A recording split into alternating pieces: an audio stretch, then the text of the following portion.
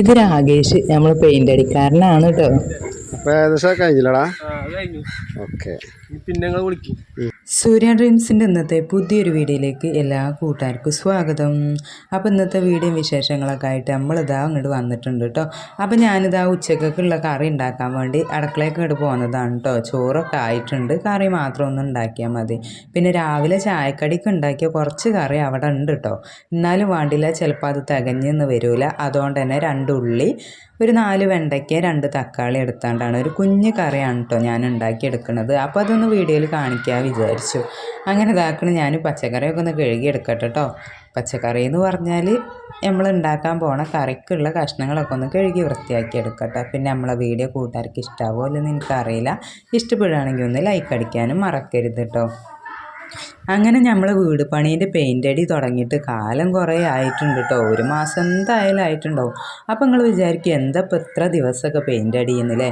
അപ്പോൾ പെയിൻ്റ് അടിക്കാരനാണ് കേട്ടോ നേരത്തെ പോയത്. ഓനേന്ന് കേട്ടോ ഞങ്ങൾ പണിക്ക് വിളിച്ചിരുന്നത്. അതും വിഷ്ണുവിൻ്റെ അച്ഛൻ്റെ പരിചയക്കാരനായതുകൊണ്ട് പിന്നെ വലിയ കുഴപ്പമൊന്നും ഉണ്ടായിട്ടില്ല കേട്ടോ.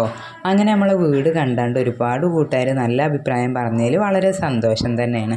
പിന്നെ പെയിൻ്റ് അടി എന്ന് പറഞ്ഞാൽ ഓന് വേറെ പണി ഉണ്ടാവലുണ്ട് കേട്ടോ. പെയിൻ്റ് അടി രാവിലെ വേറെ വീട്ടിലേക്ക് പണിക്ക് പോകും പെയിൻ്റ് അടിക്കാൻ തന്നെ. പിന്നെ നമ്മളെ വീട്ടിലേക്ക് എന്ന് പറഞ്ഞാൽ നമ്മളിപ്പോൾ കൂട്ടിരിക്കണമൊന്നുമില്ലല്ലോ, അർജൻറ്റും കാര്യങ്ങളൊന്നുമില്ല. അതുകൊണ്ട് തന്നെ പിന്നെ ഓൻ്റെ പണി കഴിഞ്ഞതിന് ശേഷം പിന്നെ ഒരു 3 മണി 3:45 നമ്മളെ വീട്ടിലേക്ക് പെയിൻ്റ് അടിക്കാൻ വരില്ല കേട്ടോ. അപ്പോൾ ഒരു 4:30-5 മണി, ചിലപ്പോൾ 6 മണി വരെയൊക്കെ പെയിൻ്റ് അടിച്ച് അങ്ങനെ നിൽക്കും. അതുകൊണ്ട് നമുക്ക് അർജൻറ്റ് ഇല്ലാത്തതുകൊണ്ട് പിന്നെ ആക്കം പോലെ അങ്ങനെ പണി തീർത്താൽ മതി എന്ന് പറഞ്ഞപ്പോൾ അങ്ങനെ പണി തീർത്തതാണ് കേട്ടോ. അതുകൊണ്ട് അങ്ങനെ പെയിൻ്റ് അടി ഇന്നലെയാണ് കഴിഞ്ഞത് ലാസ്റ്റ്. ഇനിയിപ്പോൾ അതുണ്ട് എന്ന് പറഞ്ഞ് നിൽക്കണ്ടല്ലോ. ഞങ്ങൾ കൂടിരിക്കാനല്ല വേഗം പെയിൻ്റ് അടി കഴിച്ചത് എന്ന് പറഞ്ഞാൽ കൂടിരിക്കാൻ ആഗ്രഹം ഇല്ലാഞ്ഞിട്ടല്ല. പക്ഷേ നമ്മളെ മനസ്സിൽ ഒരുപാട് പദ്ധതികളുണ്ട്. അതൊക്കെ നടക്കുമല്ലേന്ന് എനിക്കറിയില്ല. അത് നടക്കണമെങ്കിൽ തന്നെ പൈസൻ്റെ ആവശ്യം അത്യാവശ്യമാണ് മക്കളെ. അത് നമ്മളെ കയ്യിൽ കിട്ടാതെ ഒന്നും നടക്കില്ല. ഒരു വീട് പണി തുടങ്ങുകയാണെങ്കിൽ തന്നെ ആദ്യം വേണ്ടത് കുറച്ച് പൈസയാണ് അല്ലേ. എന്നിട്ട് പിന്നെ വീട് പണിയൊക്കെ നോക്കണം. പിന്നെ വീട് പണി ഇങ്ങോട്ട് തുടങ്ങിയ പൈസ പോണ വഴി അറിയില്ല. അത്രയും ചിലവും കാര്യങ്ങളാവും. പിന്നെ നമ്മൾ സാധാരണക്കാരാവും ചെയ്യുക. നമ്മളെ കയ്യിൽ എങ്ങനെ ഒപ്പിച്ചാലും ചിലപ്പോൾ ഒത്തുനിന്ന് വരില്ല. അപ്പോൾ ഞങ്ങൾ രണ്ടാളും പറയും കാലം ഒരു ദിവസം ഞമ്മക്കും കരുതി വെച്ചിട്ടുണ്ട് കൂടിരിക്കാൻ, അന്ന് നമുക്ക് കൂടിരിക്കാമെന്ന് പറയും കേട്ടോ. എൻ്റെ ഒരു കൂട്ടുകാരത്തി ഉണ്ടായിരുന്നു. ഓള് തന്നെ 2 വർഷത്തിന് ഇടയിൽ ഓള് കൂടിയിരുന്നു കേട്ടോ. കാരണം ഓല് പറഞ്ഞാൽ എളുപ്പം വീട് പണിയൊക്കെ തീർത്തു. അത് കേട്ടപ്പോൾ നമുക്കൊരു ഭയങ്കര സന്തോഷം തന്നെയായിരുന്നു. അപ്പോൾ അതേപോലെ ഒന്ന് കൂടിരിക്കാൻ കഴിഞ്ഞെങ്കിൽ എന്ന് ഞാൻ വിചാരിച്ചിരുന്നു. പക്ഷെ നമ്മളോട് ഒത്തുകൂടി പോവാൻ കഴിയണില്ല കേട്ടോ. പൈസൻ്റെ ബുദ്ധിമുട്ടും കാര്യങ്ങളും കൊണ്ട് തന്നെയാണ്. എന്തായാലും അതും എന്തെങ്കിലും ഒരിക്കലും ശരിയാവും തന്നെ. എല്ലാ വീട് പണി തീർന്നിട്ട് നമ്മൾ പോകുന്ന എന്തായാലും ഒരു ഉറപ്പൊന്നുമില്ല. എന്നാലും കുറച്ച് തീരണ്ടേ, അതിൽ നമ്മൾ സന്തോഷപ്പെടുക തന്നെ. കാരണം കുറച്ച് പണി തീർത്ത് പോയാൽ അത്രയും സന്തോഷം. അല്ലെങ്കിൽ പിന്നെ നമ്മൾ അതുണ്ടല്ലോ ഇതുണ്ടല്ലോ എന്ന് കരുതല്ലോ. അതുകൊണ്ട് കുറച്ച് ഇങ്ങോട്ട് തീരട്ടെ എന്ന് മനസ്സിൽ കരുതുന്നുണ്ട് കേട്ടോ. എന്നിട്ട് ഞാനും വിഷ്ണുവിൻ്റെ അച്ഛനൊക്കെ വെറുതെ വർത്താനം പറഞ്ഞിരിക്കുന്ന സമയത്ത് ഞാൻ ചിലപ്പോൾ പറയും, പടച്ചോൻ നമ്മളെ കഷ്ടപ്പാടൊക്കെ കണ്ടാണ്ട് മേലെന്ന് കുറച്ച് പൈസ ഈ ഒരു സമയത്ത് എറിഞ്ഞിങ്ങോട്ട് തന്നെങ്കിൽ എന്നൊക്കെ പറയട്ടോ. വെറുതെ ഓരോ തമാശ പറയുക.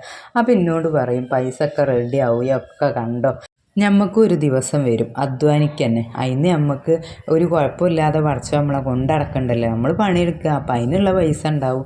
അപ്പോൾ എന്നാ ഉണ്ടാവണേ അന്ന് നമ്മൾ പെരപ്പണി വീണ്ടും തുടങ്ങാറ് കേട്ടോ. അങ്ങനെ ഓരോ വർത്തമാനം പറഞ്ഞാൽ ഞങ്ങൾ അങ്ങനെ ഇരിക്കും. പിന്നെ നമ്മൾ വീഡിയോ കൂട്ടുകാർക്ക് ഇഷ്ടാവുണ്ടോയെന്ന് എനിക്കറിയില്ല മക്കളെ. ഇഷ്ടപ്പെടുകയാണെങ്കിൽ ഒന്ന് ലൈക്ക് അടിക്കുന്നുണ്ട് കേട്ടോ. പിന്നെ സബ്സ്ക്രൈബ് ചെയ്യാതെ കാണുന്ന പുതിയ കൂട്ടുകാരാരെങ്കിലും ഒക്കെ ഉണ്ടെങ്കിൽ നമ്മളെ ചാനൽ ഇഷ്ടപ്പെട്ടാൽ മാത്രം ഒന്ന് സബ്സ്ക്രൈബ് കൂടെ ചെയ്യണേ. അങ്ങനെ ഇതാക്കണം. ഞാനൊരു കുഞ്ഞ് കറി ഉണ്ടാക്കാൻ വേണ്ടി ഒരു വലിയ ഉള്ളി എടുത്തിട്ടുണ്ട്, ഒരു 2-3 തക്കാളി എടുത്തിട്ടുണ്ട്, ഒരു 4-5 വെണ്ടയ്ക്ക എടുത്ത് അരിഞ്ഞ് വെച്ചിട്ടുണ്ട് കേട്ടോ. പിന്നെ വീടിനെന്ന് പറഞ്ഞാൽ വലിയ പ്ലാനിങ്ങും കാര്യങ്ങളൊന്നും ഇല്ലെങ്കിലും അത്യാവശ്യം പണികളൊക്കെ തീരട്ടെ എന്ന് കരുതി നിൽക്കുകയാണ് കേട്ടോ.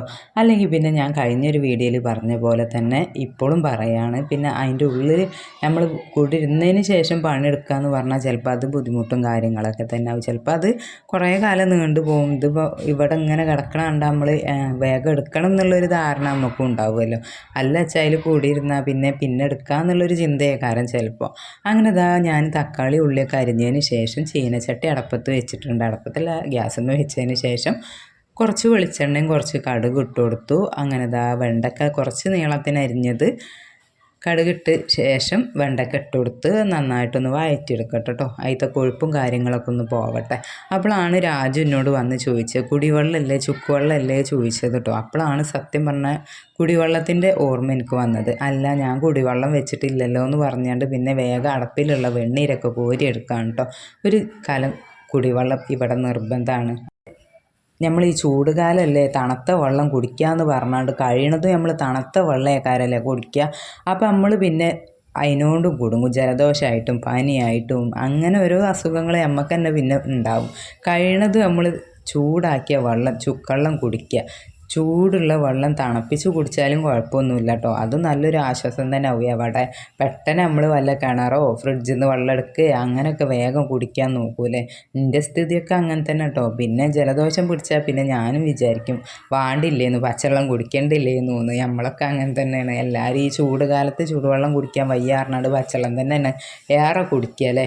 അങ്ങനെ ഞാൻ തീയൊക്കെ ഒന്ന് കത്തിക്കട്ടെ. ഇപ്പോൾ വിറകിന് വലിയ പ്രയാസമൊന്നുമില്ല കേട്ടോ. കാരണം വിറകില്ലാതെ ഞാൻ കുറേ ബുദ്ധിമുട്ടിന്ന് ഞങ്ങൾ കേട്ടോ കത്തിക്കാൻ വേണ്ടി കുറേ വലിയ മുട്ടിയൊക്കെ കൊത്തി കീറിയൊക്കെ ഒന്ന് കത്തിച്ചേന്നത്. ഇപ്പോൾ വിറക് കൊണ്ടുവന്നിട്ടുണ്ട് കേട്ടോ. അതുകൊണ്ട് തന്നെ വലിയൊരു ആശ്വാസമായി. ചുള്ളലും ഉണ്ട്, കനമുള്ള കൊള്ളിക്ക് കനമുള്ള കൊള്ളിയുണ്ട്. വിറകായിട്ടോ ആ ഒരു സമാധാനമുണ്ട്. വെള്ളം തിളപ്പിച്ചാണ്ട് പിന്നെ ചൂടാറ്റി കുടിച്ചാൽ അത് അത്രയും ആശ്വാസമല്ലേ. ഇപ്പം ഈ മഴയൊന്നും ഇല്ലാത്തതുകൊണ്ട് നല്ല ചൂടല്ലേ. തീയൊക്കെ ഉണ്ട് കത്തിച്ച് കൊടുത്താൽ മതി. ഭൂം പറഞ്ഞ തീയൊക്കെ ഉണ്ട് ഉഷാറായിട്ട് കത്തും.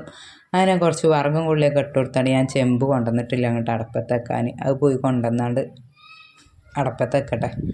കുടിവെള്ളം ഇപ്പം തന്നെ അങ്ങോട്ട് ഉണ്ടാക്കി വെച്ചാൽ പിന്നെ വൈകുന്നേരത്തിന് ഉണ്ടാക്കണ്ട, അതിനുണ്ടാകും. ഒരു നേരം അങ്ങോട്ട് ഉണ്ടാക്കിയാൽ മതി കേട്ടോ.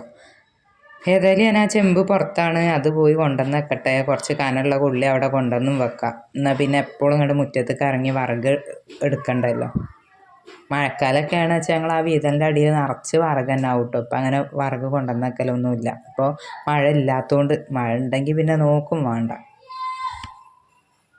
അങ്ങനെ കുടിക്കാനുള്ള വെള്ളമൊക്കെ ഞാൻ അടുപ്പത്ത് വെക്കുകയാണ്. ഞാൻ അപ്പുറത്തെ ഗ്യാസുമുണ്ട് വെണ്ടക്ക ഒന്ന് വാടി കിട്ടാൻ വേണ്ടി അടുപ്പത്ത് വെച്ചിട്ടുണ്ട്. അത് തീ പറ്റ കുറച്ചാണ്ട് വെച്ചത്, അതുകൊണ്ട് കരിയണ പേടിയൊന്നുമില്ല. അങ്ങോട്ട് ഇടയ്ക്ക് നോക്കുന്നുണ്ട് കേട്ടോ ഞാൻ.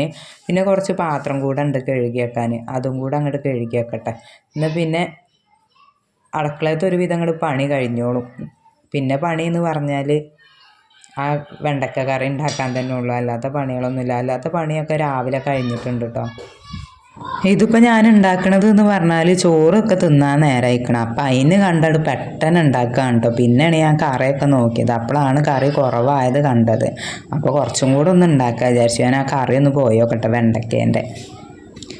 അങ്ങനെ വെണ്ടക്കൊക്കെ വാടി വന്നിട്ടുണ്ട്. ഞാൻ ഇതൊക്കെ ആ വല്യുള്ളി ഉണ്ടല്ലോ അത് ഒന്നിട്ട് കൊടുത്ത് അതും കൂടെ ഒന്ന് നന്നായിട്ടൊന്ന് വഴറ്റിയെടുക്കട്ടെ കേട്ടോ. ഇതിൽ ഞാൻ ഉപ്പൊന്നും ഇട്ട് കൊടുത്തിട്ടില്ല കേട്ടോ. ഉപ്പും പൊടികളൊന്നും ഇട്ട് കൊടുത്തിട്ടില്ല. അത് എണ്ണയിലിട്ട് അങ്ങനെ വാട്ടിയെടുക്കുകയാണ്. ഉള്ളി ഇങ്ങോട്ട് നന്നായിട്ട് വാടിയതിന് ശേഷം ഇതാക്കണം ഞാൻ അരിഞ്ഞ് വെച്ച തക്കാളി ഉണ്ടല്ലോ അതും കൂടെ ചേർത്ത് കൊടുത്തിട്ടോ. ഇത് നമ്മൾ സാധാരണക്കാരൊരു സ്പെഷ്യൽ കറിയാണ് വെണ്ടക്ക തക്കാളി എന്നൊക്കെ പറഞ്ഞാൽ. വെണ്ടക്ക തക്കാളി പിന്നെ തക്കാളി താളിപ്പ് മുരിങ്ങത്താളിപ്പ് എന്നൊക്കെ പറഞ്ഞാൽ കേട്ടോ. ആ തക്കാളി ഒന്ന് വെന്ത് കിട്ടാൻ ഇതായിക്ക് ഒരു നുള്ള് ഉപ്പ് ഇട്ടെടുത്താണ്ട് ഞാൻ അടച്ച് വെച്ച് തന്നെ വേവിച്ചെടുക്കുകയാണ് കേട്ടോ. പിന്നെ അവിടെ രാവിലത്തെ ചായ ഉണ്ടായിരുന്നു. രാവിലെ പാൽ ചായ ആയിരുന്നു ഉണ്ടാക്കിയിരുന്നത്. അപ്പോൾ എനിക്കിങ്ങനെ ചായ കുടിക്കാനൊക്കെ പൂതിയാവുക. അതിൽ ഞാൻ ചോറിനാൻ സമയമായിട്ടുണ്ട്. ഒരു ഗ്ലാസ് ചായ കുടിക്കാൻ നേരം കാലമൊന്നും ഇല്ലല്ലോ എന്ന് പറഞ്ഞാണ്ട് ഇതാക്കണ് ഞാൻ ഒരു ഗ്ലാസ് എടുത്ത് ചായ ഒഴിച്ച് കുടിക്കട്ടെ കേട്ടോ. കുറഞ്ഞ ചൂടുണ്ട്. അപ്പോൾ ഒരു ടേസ്റ്റ് ആവുമല്ലോ പാൽ ചായ ചെറിയ ചൂടിലൊക്കെ കുടിക്കുമ്പോൾ. പാകത്തിനുള്ള മധുരമൊക്കെ ആക്കി അങ്ങനെ ഞാൻ ചായയൊക്കെ കുടിച്ചിട്ടോ. കുടിച്ചതിന് ശേഷം തക്കാളി വെന്തോ നോക്കിയതായിരുന്നു. അപ്പോൾ സംഗതി തക്കാളിയൊക്കെ ഉഷാറായിട്ട് വെന്തതിന് ശേഷം ഞാൻ ഈ കഷ്ണങ്ങളൊക്കെ കുറച്ചിങ്ങോട്ട് നീക്കി കൊടുത്താണ്ട് ഇതിലേക്ക് ആവശ്യത്തിനുള്ള പൊടികൾ ഇട്ട് കൊടുക്കാം കേട്ടോ. മഞ്ഞൾപ്പൊടി മല്ലിപ്പൊടി മുളകും പൊടി പിന്നെ ഉപ്പ് ഞാൻ തക്കാളി വേവാൻ വേണ്ടി കുറച്ച് ഇട്ട് കൊടുത്തണമല്ലോ. അപ്പോൾ അത് മതി. ഇനി ആവശ്യമെങ്കിൽ മാത്രം ഇട്ട് കൊടുക്കാമെന്ന് വിചാരിച്ചു. അങ്ങനെ ഈ എണ്ണയിലിട്ടാണ്ട് ഞാൻ ഒന്ന് മെല്ലെ ഒന്ന് പൊടികളൊക്കെ ഒന്ന് വറുത്തെടുക്കുകയാണ് കേട്ടോ. പിന്നെ അതിന് ശേഷമാണ് ഞാൻ ഒന്നായിട്ട് ഒക്കെപ്പാടൊന്ന് കൂട്ടി കുഴച്ച് കൊടുത്തത്. ഇതുപോലെ പേസ്റ്റാക്കി എടുത്താൽ നല്ല ടേസ്റ്റാണ് കേട്ടോ വെണ്ടയ്ക്കയും തക്കാളിയൊക്കെ. ഇതൊക്കെ ഞാനൊരു നുള്ള് വെള്ളം ഒഴിച്ച് കൊടുക്കുന്നുണ്ട്. പുളിവെള്ളം ഉണ്ടെങ്കിൽ അത് ഒഴിച്ച് കൊടുത്താൽ അത്രയും ടേസ്റ്റാണ് കേട്ടോ. അപ്പോൾ പുളിവെള്ളം ഒഴിച്ച് കൊടുക്കുമ്പോൾ നമ്മൾ ഈ കടുക് ഇടുന്ന സമയത്ത് ഒരു നുള്ള് ഉലുവയും കൂടെ ചേർത്ത് കൊടുത്താൽ അത്രയും രസമാവും കേട്ടോ. അപ്പോൾ ഞാൻ വെള്ളമാണ് ഒഴിച്ച് കൊടുക്കുന്നത്, പുളിവെള്ളം അല്ല കേട്ടോ ഒഴിച്ച് കൊടുക്കണേ. അപ്പോൾ ആ പൊടികളൊക്കെ ഒന്ന് പിടിക്കട്ടെ വിചാരിച്ചാണ്ട് ഒന്ന് തിളച്ച ചെയ്യുന്നു. അതിന് ശേഷമാണ് ഞാൻ വെള്ളം ഒഴിച്ചു കൊടുക്കുന്നത്. പുളിവെള്ളം ഉണ്ടെങ്കിൽ അത്രയും നല്ലത്, അത് ഒഴിച്ചു കൊടുത്താൽ മതിയിട്ട്. പുളി അവിടെ ഞാൻ നോക്കിയപ്പോൾ സംഗതി ഇല്ല, അതുകൊണ്ടാണ് ഞാൻ വെള്ളം ഒഴിച്ചു കൊടുക്കുന്നത്. ഇനി നമുക്ക് ആവശ്യത്തിനനുസരിച്ചുള്ള വെള്ളമൊക്കെ ആക്കി ഒന്ന് മെല്ലെ തിളപ്പിച്ചെടുക്കാം. അങ്ങനെ നമ്മളെ വെണ്ടയ്ക്കേൻ്റെ കറി വളരെ റെഡി ആയി കഴിഞ്ഞിട്ടുണ്ട് കേട്ടോ. ഒന്ന് തിളക്കാൻ മാത്രമേ ഉള്ളൂ. കറിവേപ്പിലേക്ക് താഴെ വീട്ട് വരെ പോകണം. അപ്പോൾ എനിക്ക് അതിന് മടിച്ചിട്ട് ഞാൻ പോയിട്ടൊന്നുമില്ല കേട്ടോ. ഇനി ഞാൻ ചോറിനാൻ നിൽക്കട്ടെ, ഗ്യാസ് ഓഫാക്കട്ടെ. സംഗതി കറിയൊക്കെ തിളച്ച് റെഡി ആയിട്ടുണ്ട് കേട്ടോ. പിന്നെ ഉണക്കമീൻ വറുത്തതുണ്ടായിരുന്നു, രാവിലത്തെ കുറച്ച് കറി ഉണ്ടായിരുന്നു, ഉപ്പേരി കാബേജ് ഉപ്പേരി ഉണ്ടായിരുന്നു കേട്ടോ.